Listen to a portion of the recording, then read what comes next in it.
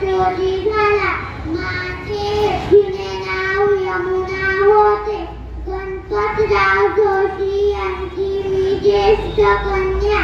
वयाच्या 9व्या वर्षी बालपणात माझा विवाह गोपाळराव जोशी यांच्याशी झाला.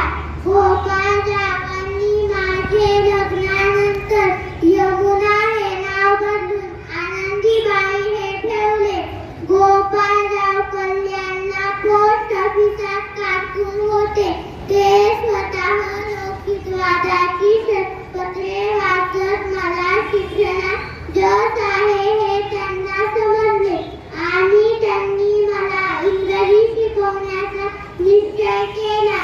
गोपाळरावांच्या प्रोत्साहामुळे मी वयाच्या 19व्या वर्षी डॉक्टर झाले.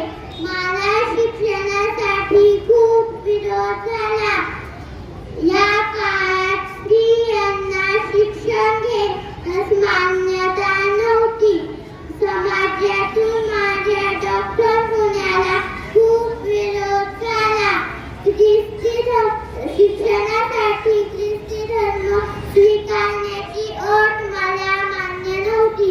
अखेर धर्म न स्वीकारता मी वैद्यकीय महाविद्यालयात प्रवेश मिळवला. कष्टाच्या व जिद्दीच्या जोरावर अभ्यास पूर्ण करून मी MD पदवी मिळवली.